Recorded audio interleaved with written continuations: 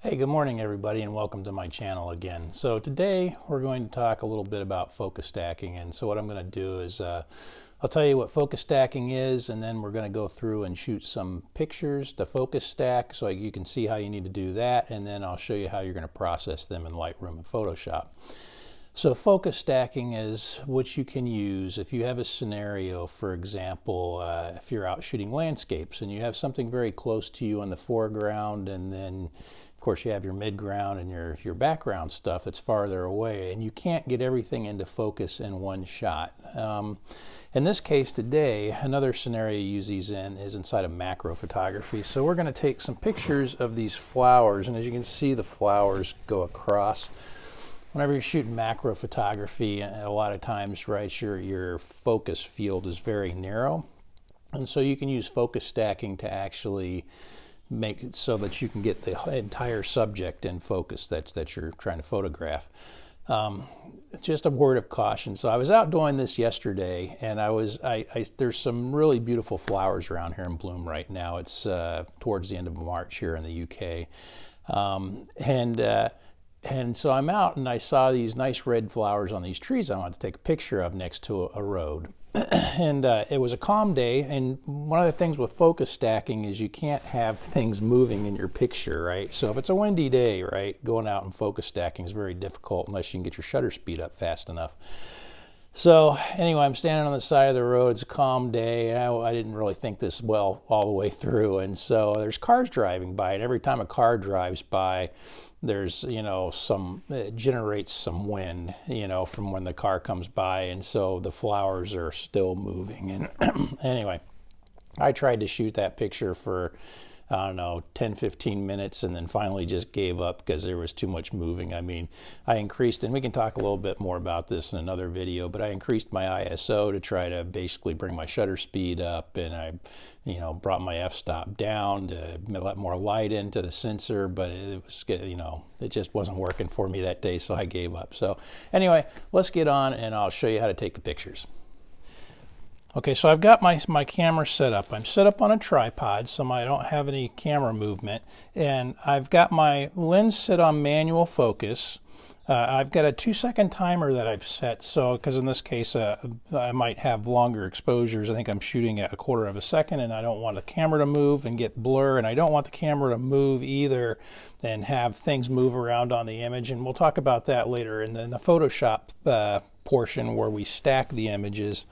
But I'm going to focus here on, I'm shooting this flower, and I'm going to focus on the point closest to me, these petals that are closest to me, and I'm going to take an image, and then basically what I'm going to do is take multiple images, and I'm moving farther away from me. So you can either move farther away, or you could focus on this side and move back. And sometimes if I'm shooting multiple images of this same subject, and I'm maybe using different lighting or whatever the case may be, I'll shoot across, and then I'll pull back and come back the other way. But so we're going to shoot the first image here, and we're focused on the petals closest to me. And I've got my 2-second exposure, or my 2-second timer, so I take my image. Now I'm going to focus a little bit farther out into the flower. I'm basically turning my ring to the right, clockwise in this case, but it really depends on which way you're moving across the flower. Taking my next image, and I'm going to move a little bit farther across the flower. So I'm not having to move my focus ring a whole lot. Maybe, let me see here,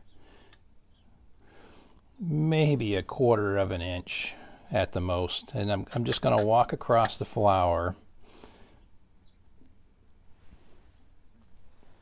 out to the other side of the flower. So I'm on the far side of the petal. So right now I'm kind of focused in the middle.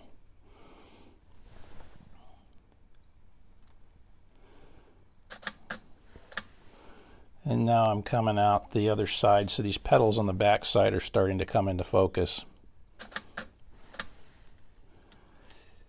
And now my petals on the back are focused. Now, depending if you have things in the background, so if this was a landscape, right, I could probably get away with 3 images.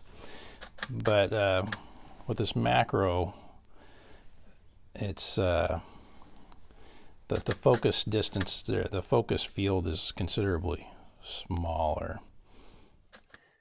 Okay, so we've captured all of our images. I brought these into Lightroom into a quick collection to kind of take a look at them.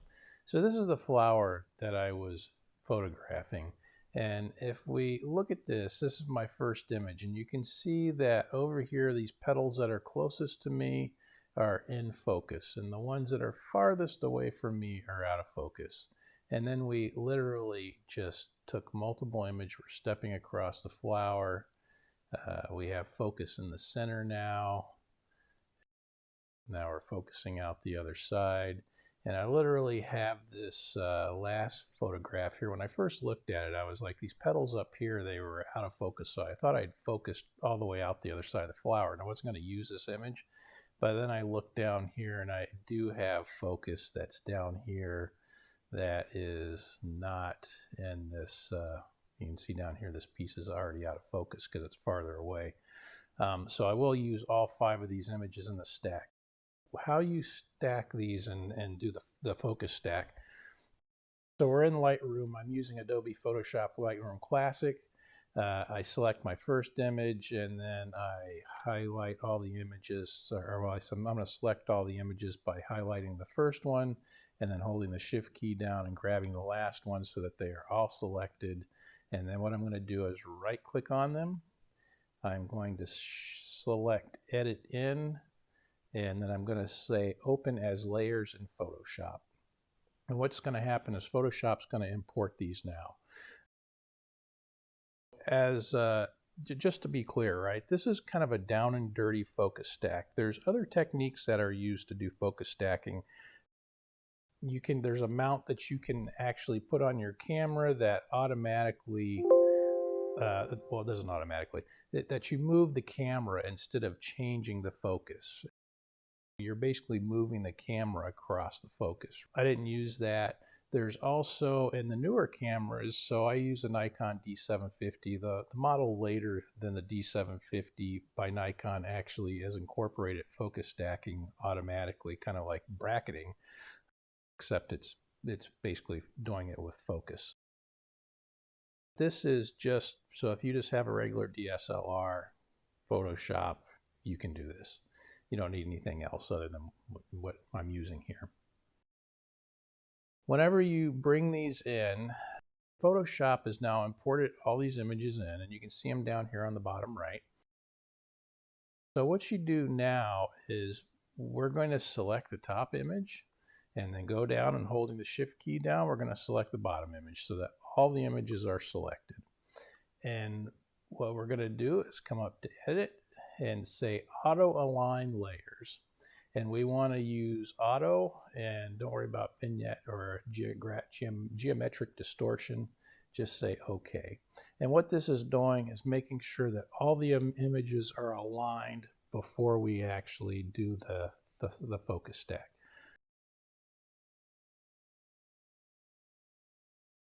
This is why your camera can't move, because if it moves, then things aren't going to be in the right place, and you can't do the stack at that point. So we have everything aligned. Now what we're going to do, we still have all our images selected down here in the bottom right. We're going to select Edit again and Auto Blend Layers. I'm just doing a stack images. That's selected.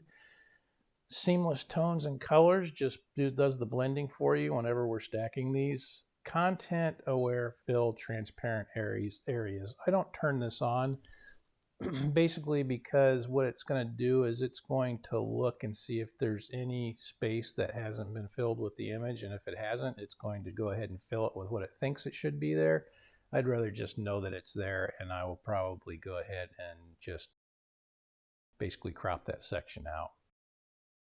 That's going to basically occur if we have camera movement or something like that, where when we align the images, there's a part of the image that doesn't have anything there, and we'll just crop it out when we need to. So we're going ahead and we're blending the selected layers. This will just take a minute. And now what we have is our flower that is completely blended and tack sharp from front to back. So we have our leaf down here. Everything in here is now sharp and in one picture. This doesn't always work correctly. I mean, this time it worked really well, but sometimes it doesn't work correctly.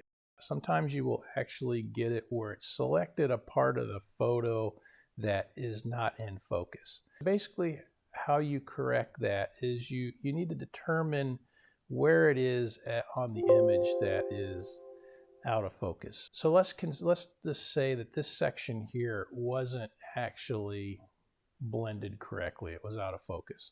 What we would need to do is come over here and look, and you can see it's basically what it's done is it's created a mask. How masks, of course, work in Photoshop. Layer mask is white is reveal and black is conceal. If it's black on the mask, it's hidden, and if it's white, it's visible. And so if we're looking, you can see that these have been blended. And what I can see, if this was out of focus, it's probably picked, it's basically had, since it's closest to me, it would have had to have picked one that's farther into the flower. And we know it's chose this particular image here in the stack. And so what we're gonna end up having to do is come back in and color the section black on the mask where it is out of focus, and then find the one in the image that is focus and come back in here and recolor that section of the mask to white so it's exposed. And I'll cover that in a little bit more detail because it's really part of basically doing mask inside of Photoshop, layer mask. But that's basically how this works. And then we would just export this, and so I might take this into Luminar, or I can just close it down and it will go right back into Lightroom once it's finished and closed out. It's saving it. You can see it's saving it off to here. It's at 99%. Once it's done, it will show back up into Lightroom as a TIFF. And then we can do any post-production farther that we want to do as far as adding contrast and color manipulation, that sort of thing inside of Lightroom, or export it into Luminar, however we want to handle that. But that is focus stacking. So I hope everybody's enjoyed that video. If you did, please click the like and subscribe button. That would really help me out a lot. I look forward to seeing you again next week. Thanks. Everybody take care.